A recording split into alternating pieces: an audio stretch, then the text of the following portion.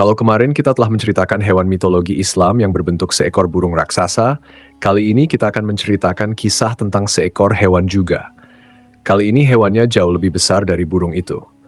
Konon kabarnya, hewan ini mampu menelan makanan selebar 1 bulan perjalanan kaki hanya dengan 1 kali suapan saja. Hewan ini pula ada di 2 kisah Nabi di zaman yang berbeda waktu sekitar 100 tahun. Untuk itu, di video kali ini kita akan membahas tentang legenda ikan raksasa dalam Al-Quran. Assalamualaikum warahmatullahi wabarakatuh, sobat yang dimuliakan Allah, semoga kita selalu dalam keadaan sehat walafiat. Amin ya robbal alamin.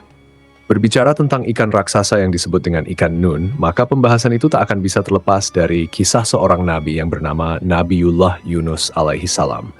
Kisah tentang Nabi Yunus dan ikan Nun ternukil di dalam Al-Quran yang terpecah menjadi beberapa surat, yaitu ada di surat Yunus, Al-Anbiya, Asy-Syafa'at, dan surat Al-Qalam. Di video ini kita akan menceritakan 2 kisah tentang ikan raksasa Nun ini.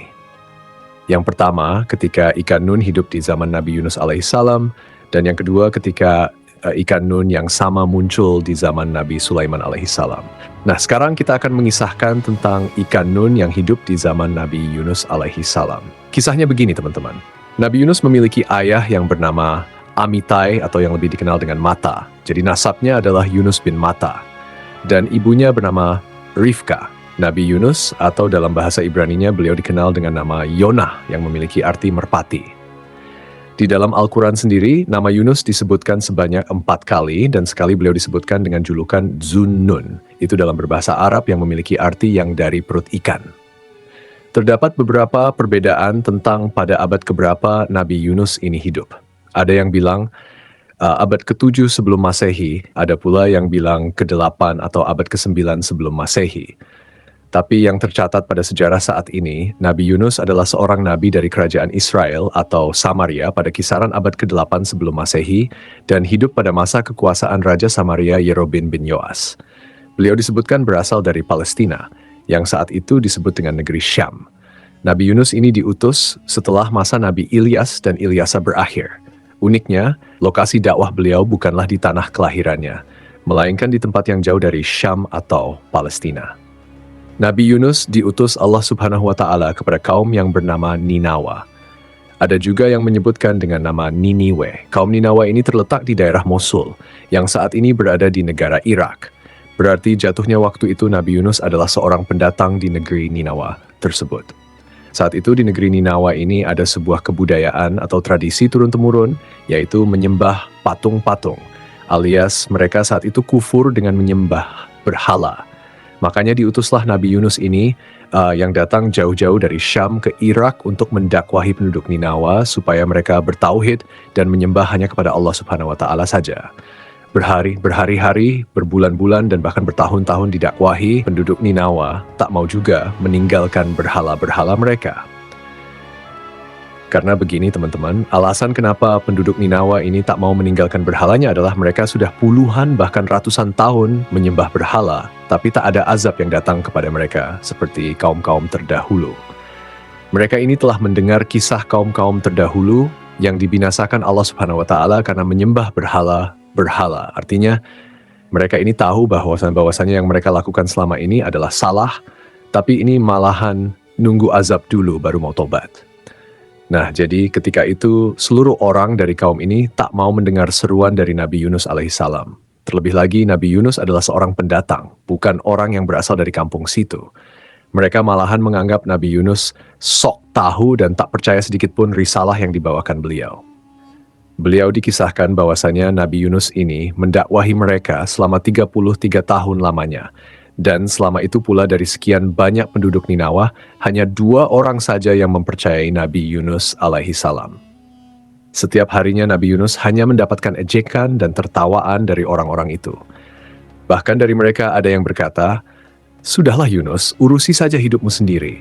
Jika engkau mau mendapatkan pengikut, berdakwahlah sana di kampung halamanmu." Nabi Yunus yang notabene adalah manusia biasa, mendengar hinaan dan penolakan itu beliau kecewa dan menjadi marah. Dan pada suatu hari Nabi Yunus pun memutuskan untuk pergi meninggalkan kaumnya. Saat itu Yunus pergi dalam keadaan hati yang kecewa dan marah.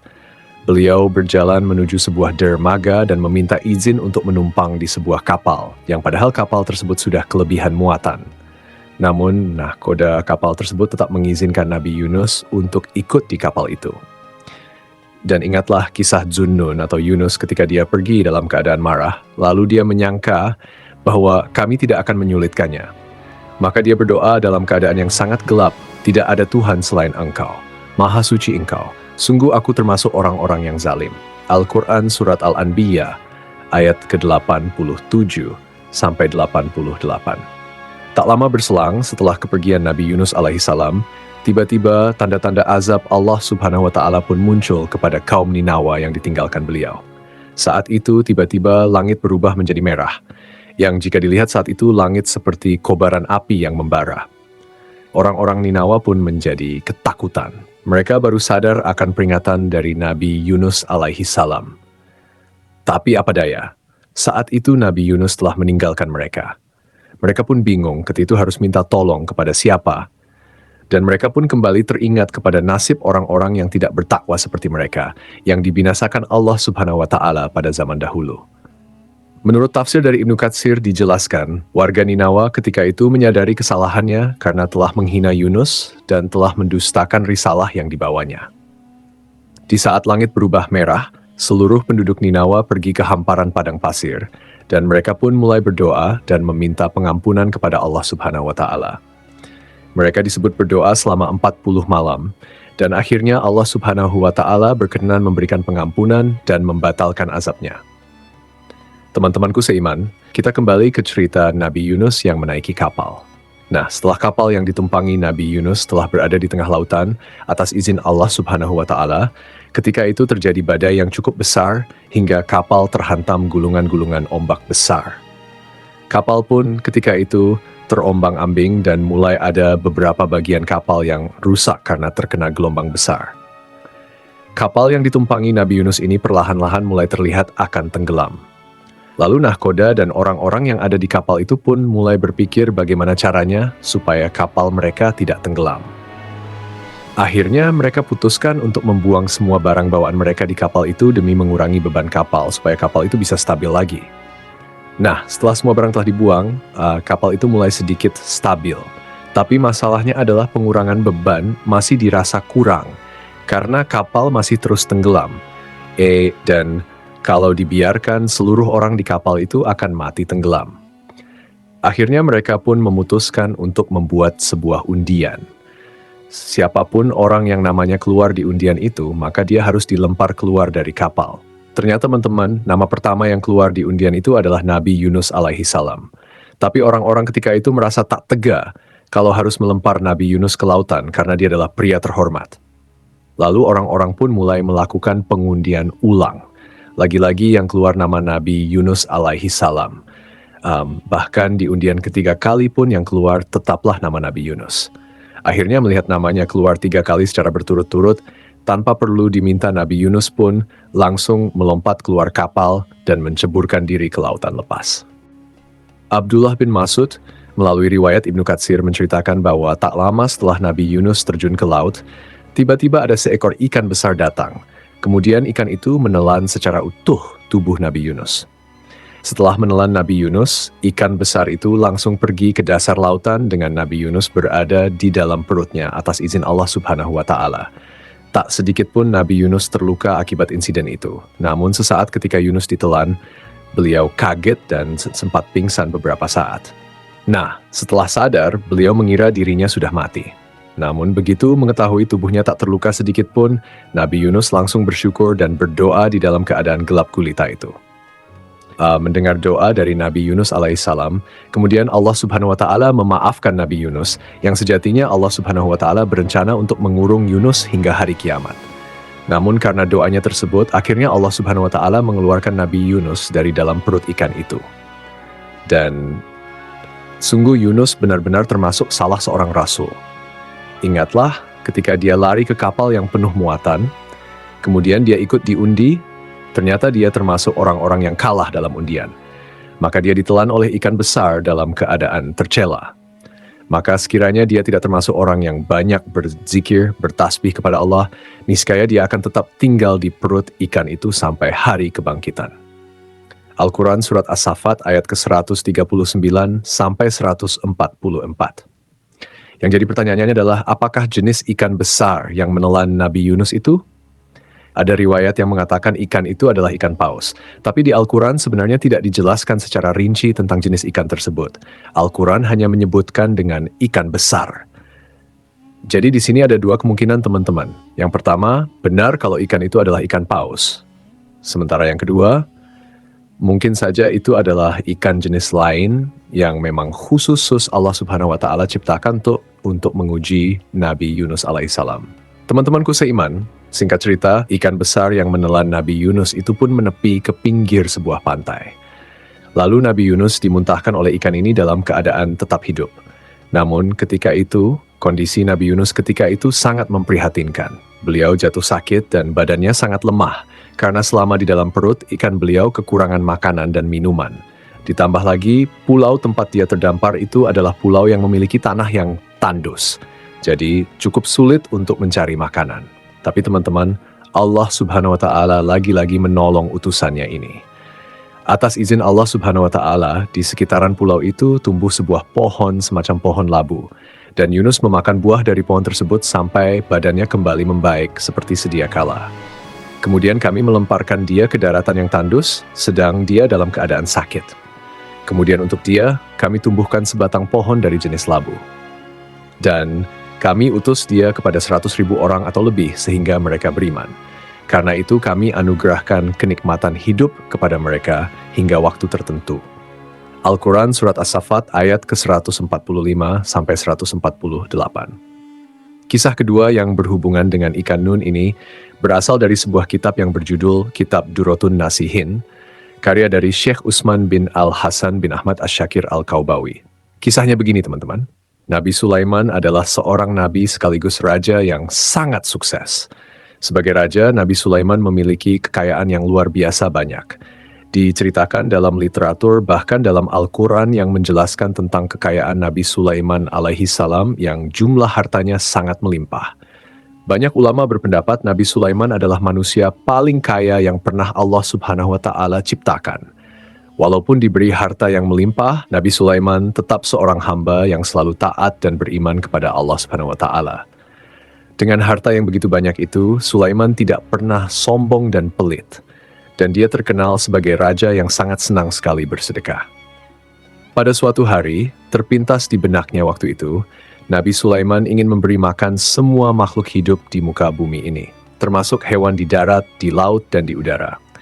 Kemudian Nabi Sulaiman meminta izin kepada Allah Subhanahu wa Ta'ala, "Ya Allah, ya Rob, perkenankan hamba menyediakan makanan untuk semua makhluk hidup setahun penuh." Allah Subhanahu wa Ta'ala berfirman, "Sungguh engkau tidak akan sanggup." Kemudian Nabi Sulaiman kembali berkata, "Kalau begitu izinkan hamba menyediakannya dalam sehari saja."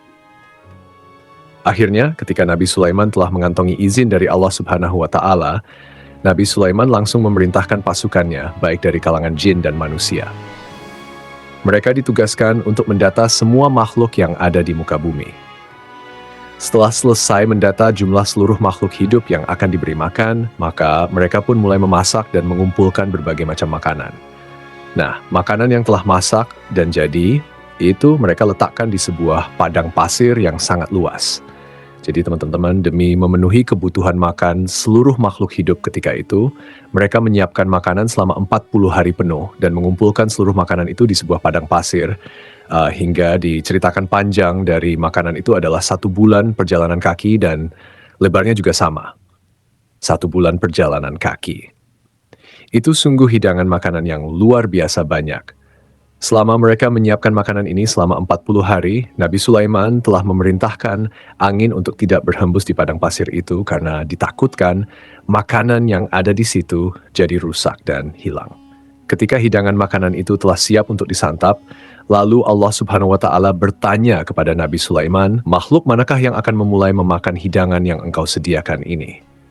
Nabi Sulaiman menjawab, "Mereka yang mendarat di darat dan di laut." Kemudian dengan kekuasaannya, Allah Subhanahu wa Ta'ala memerintahkan seekor ikan besar dari kedalaman laut yang akan menyantap makanan itu. Ikan besar ini langsung keluar dari air dan memakan seluruh makanan yang ada di padang pasir itu hingga semuanya habis dengan hanya satu kali suapan saja, karena saking besarnya ukuran tubuh ikan raksasa ini. Alangkah terkejutnya Nabi Sulaiman ketika itu. Makanan yang telah disiapkan selama 40 hari bisa habis dengan satu makhluk saja, yang lainnya belum kebagian. Bahkan ikan raksasa ini setelah selesai menyantap hidangan, dia berkata kepada Nabi Sulaiman, "Wahai Sulaiman, kenyangkanlah perutku. Sekarang aku masih merasa lapar." Pada saat itu Nabi Sulaiman langsung bersujud sambil menangis kepada Allah Subhanahu wa Ta'ala. Beliau memohon ampunan karena merasa sombong dan merasa mampu memberi makan semua makhluk hidup. Padahal untuk memberi makan satu ikan saja dia masih belum cukup mampu. Kisah Nabi Sulaiman ini memberikan kita pelajaran dan peringatan bahwa Allah Subhanahu wa Ta'ala itu benar-benar maha kaya dan tak ada yang bisa menandingi kekayaannya. Apalagi itu cuma Nabi Sulaiman alaihissalam. Dan hanya Allah Subhanahu wa Ta'ala lah yang sanggup dan mampu memberi makan seluruh makhluk hidup di muka bumi ini dari awal zaman hingga akhir zaman. Jadi, itulah kisah tentang legenda ikan raksasa dalam Al-Quran. Semoga kisah ini bermanfaat, lebih dan kurangnya mohon dimaafkan. Yang benar datangnya dari Allah Subhanahu wa Ta'ala, khilaf atau keliru itu datangnya dari saya pribadi sebagai manusia biasa. Sampai ketemu di kisah-kisah seru yang penuh makna selanjutnya. Saya akhiri. Wassalamualaikum warahmatullahi wabarakatuh.